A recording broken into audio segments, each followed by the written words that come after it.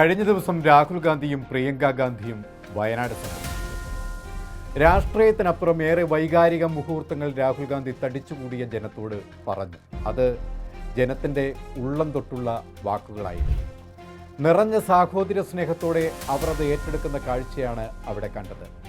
വയനാട് ഞങ്ങളുടെ കുടുംബം, നിങ്ങൾ ഞങ്ങളുടെ സഹോദരങ്ങൾ എന്ന് പറഞ്ഞു തുടങ്ങിയ രാഹുൽ ഗാന്ധി തൻ്റെ സഹോദരിയുമായി നേരിയ നീരസത്തിലായതിനെക്കുറിച്ച് പറയുകയും പിന്നീട് ആയിരങ്ങളെ സാക്ഷി നിർത്തി വേദിയിൽ വെച്ച് തന്നെ പിണക്കം അവസാനിപ്പിച്ചതും ജനം നിറഞ്ഞ സംതൃപ്തിയോടെ കണ്ടു കേട്ടു. ഒരു രാഷ്ട്രീയ വേദിക്കപ്പുറം ഒരു കുടുംബവേദിയായാണ് രാഹുലും പ്രിയങ്കയും ഇത്തവണത്തെ വയനാട് സന്ദർശനത്തിൽ കൈക്കൊണ്ടത്. നിങ്ങൾ 2 തവണ നിങ്ങളുടെ പ്രിയങ്കരനായി എന്നെ തിരഞ്ഞെടുത്തു. ചില രാഷ്ട്രീയ കാരണങ്ങൾ വയനാട് MP ആയി തുടരാൻ എനിക്ക് കഴിഞ്ഞില്ല. പകരം ഞാൻ എൻ്റെ പെങ്ങളെ നിങ്ങളുടെ അടുക്കിലേക്ക് അയച്ചു. എന്നേക്കാൾ പ്രിയങ്കരിയായി നിങ്ങൾ അവരെ ഹൃദയത്തോട് ചേർത്തു.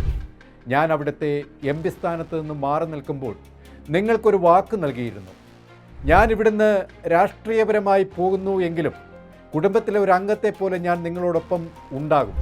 നിങ്ങളുടെ ഏതാവശ്യവും നിങ്ങൾക്ക് ഞങ്ങളോട് തുറന്ന് പറയാം. അത് നിറവേറ്റാനാണ് ഞങ്ങൾ അഹോരാത്രം പോരാടുന്നത്. നിങ്ങൾ ചരിത്രത്തിലില്ലാത്ത ദുരന്തത്തെ നേരിട്ടവരാണ്. നിങ്ങളുടെ ഭൂമിയും നിങ്ങളുടെ ഉറ്റവരെയും ഒരു ഇരുണ്ട രാത്രിയുടെ മറവിൽ പ്രകൃതി മഹാതാണ്ഡവമാടി കവർന്നെടുക്കുമ്പോൾ ആർത്തനാദങ്ങളും നിലവിളികളും മാത്രം അവശേഷിച്ചു. അതിൻ്റെ വിങ്ങൽ ഇപ്പോഴും ഇതാ ഇവിടെ ഈ മലമടക്കുകളിൽ പ്രതിധ്വനിക്കുന്നത് എനിക്ക് കേൾക്കാം. സമാനതകളില്ലാത്ത ദുരന്തമുഖത്ത് നിന്ന് നഷ്ടപ്പെടലിൻ്റെ കടുത്ത വേദനയിലും നിങ്ങൾ അതിജീവിച്ചു. നിങ്ങൾ അനാഥരല്ല പ്രിയരെ. എന്നാൽ വേണ്ടപ്പെട്ടവർ നിങ്ങളുടെ കണ്ണുനീർ കാണുന്നില്ല എന്നത് എന്നെ ഞെട്ടിക്കുന്നു. കേന്ദ്ര സർക്കാരും കേരള സർക്കാരും നിങ്ങളുടെ വേദന കാണാതെ നിങ്ങളെ ദ്രോഹിക്കുന്ന നിലപാടുകൾ കൈക്കൊണ്ടപ്പോൾ ഞങ്ങൾക്കത് സഹിച്ചില്ല. അത് ഞങ്ങൾ ചൂണ്ടിക്കാട്ടി. ഇപ്പോഴിതാ കോൺഗ്രസ് നിർമ്മിച്ചു നൽകുന്ന ഭവന പദ്ധതി ഞാൻ നിങ്ങൾക്ക് മുന്നിൽ വയ്ക്കുന്നു. മേപ്പാടി കുന്നമ്പറ്റയിൽ കോൺഗ്രസ് വാങ്ങിയ സ്ഥലത്തായിരുന്നു ശിലാസ്ഥാപന ചടങ്ങ്. ഉണങ്ങാത്ത മുറിവുമായി നഷ്ടപ്പെട്ടവർ കൂടെ ഉണ്ടായിരുന്നുവെങ്കിലെന്ന ചിന്തയുമായി ശിഷ്ടകാലം ജീവിക്കേണ്ടി വരുന്ന വേദന കടുത്തതാണ്. അതിജീവനത്തിൻ്റെ പാതയിൽ നിങ്ങളോടൊപ്പം ഞങ്ങൾ എപ്പോഴുമുണ്ട്. ഭൂമി ഉൾപ്പെടെയുള്ള സാങ്കേതിക പ്രശ്നങ്ങൾ നിലനിൽക്കുന്നത് കൊണ്ടാണ് ഈ ഭവന പദ്ധതി വൈകാൻ കാരണമെന്ന് രാഹുൽ ഗാന്ധി സൂചിപ്പിച്ചു.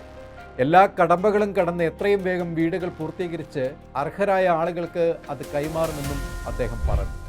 100 വീടുകൾ നിർമ്മിച്ച് നൽകുക എന്നതാണ് കോൺഗ്രസ് ലക്ഷ്യമിടുന്നത്. അതിൽ 50 വീടുകളാണ് ഇപ്പോൾ പൂർത്തീകരിക്കുക.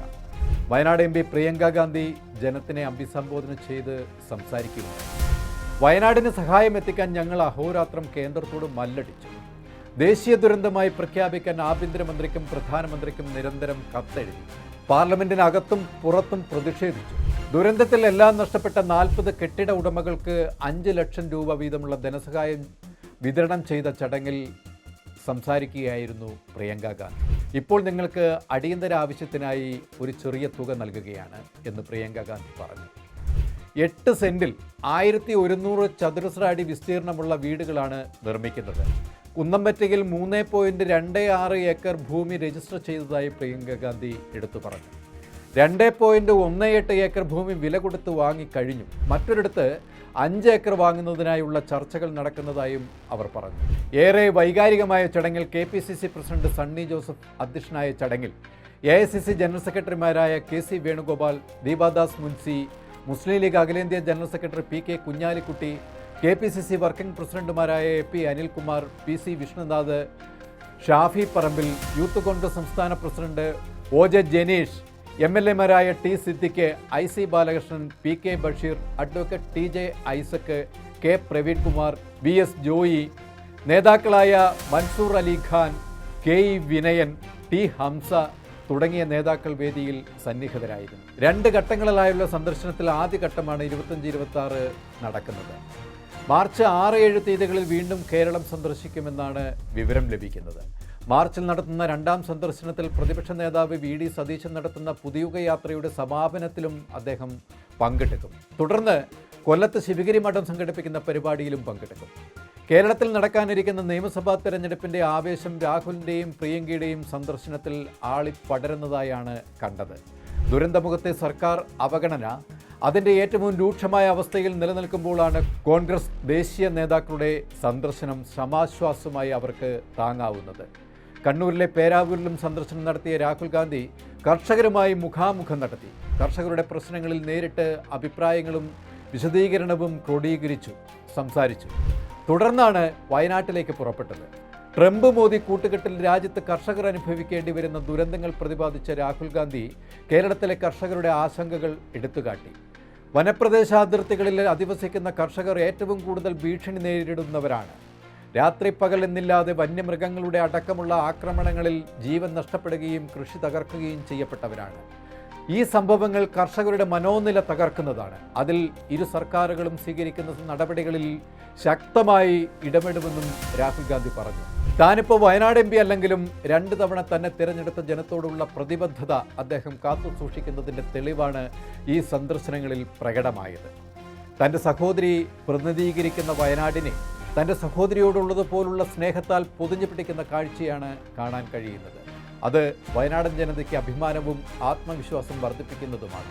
ഒരു കാലത്ത് അവഗണനയുടെ വിഴുപ്പ് ഭാണ്ഡം പേറിയ ഒരു ജനതയുടെ ആത്മാഭിമാനമാണ് കോൺഗ്രസ് ഇപ്പോൾ സംരക്ഷിക്കുന്നത് എന്നും ഈ ജനത കോൺഗ്രസിൽ വിശ്വാസം അർപ്പിച്ചിട്ടുണ്ട് എന്നും രാഹുൽ ഗാന്ധി ഓർമ്മിച്ചു.